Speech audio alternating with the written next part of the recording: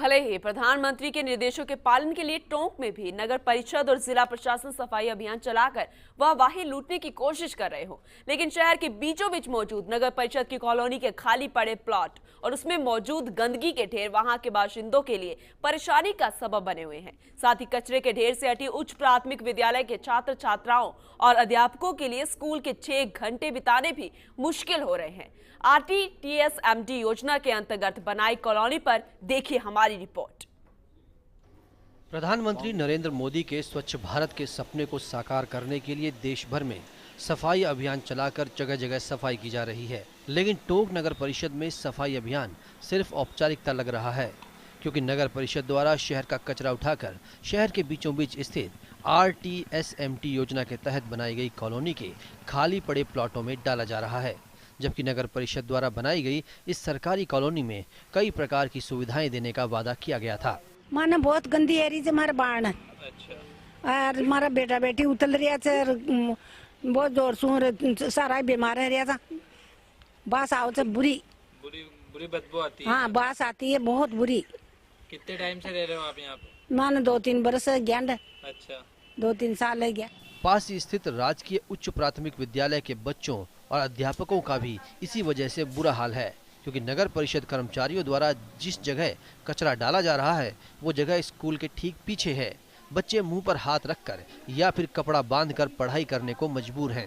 कचरा तो यहाँ पर सालों से डल रहा है। बदबू जब हवा तेज चलती है या धूप तेज पड़ती है तो बहुत ज्यादा बदबू है। और पढ़ाने में तो काफी परेशानी आती है, किस तरह से पढ़ाएं।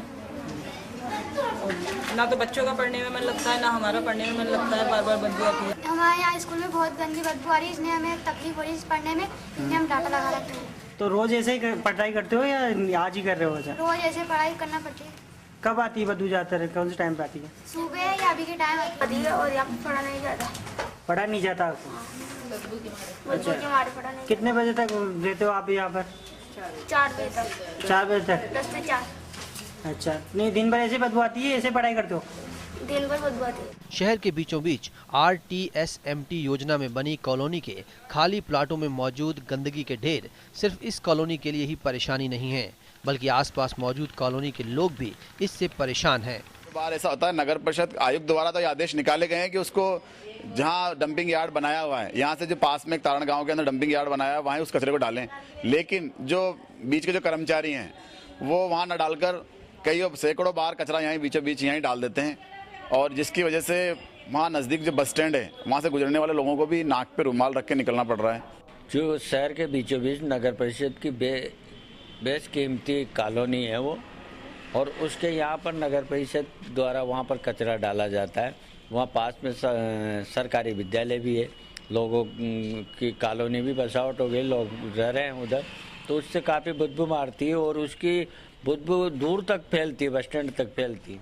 नगर परिषद आयुक्त के अनुसार नगर परिषद द्वारा चिरोंज गांव में 20 बीघा जमीन में कचरे को डाला जा रहा है, जबकि नगर परिषद की कॉलोनी से कचरा उठाया जा रहा है। लेकिन उन्हें कौन समझाए कि नगर परिषद के ट्रैक्टर आज भी वहीं पर कचरा डाल रहे हैं। परिषद का लैंड डिस्पोजल पॉइंट बना हुआ है अपने पास में चिरोंज गांव में, वहाँ हमारी 20 बीघा जमीन है, उसकी बाउंड्री हो रखी है। सारा कचरा शहर से इकट्ठा होगा वही हमारे एकत्रित होती है। यहाँ पहले कचरा डाला जाता था जब ये लैंड साइड के लिए जमीन अलॉट नहीं हुई थी, उसके बाद हमने वहाँ इसका अलॉटमेंट होने के बाद सारा कचरा लैंड साइड पर जाया जा रहा है, और यहाँ जो पुराना कचरा पड़ा हुआ है उसको भी JCB और ट्रैक्टर लगा के उठवा के वहीं डलवा रहे हैं। भले ही टोंक शहर चारों ओर पहाड़ियों से घिरा होने के कारण सुंदर दिखाई देता हो, लेकिन पूरे देश में गंदगी के मामले में भी टोंक का नाम पीछे नहीं है, और नगर परिषद प्रशासन की कार्यप्रणाली शायद गंदे शहरों की सूची में टोंक को टॉप पर पहुंचाने की कोशिश कर रहा है।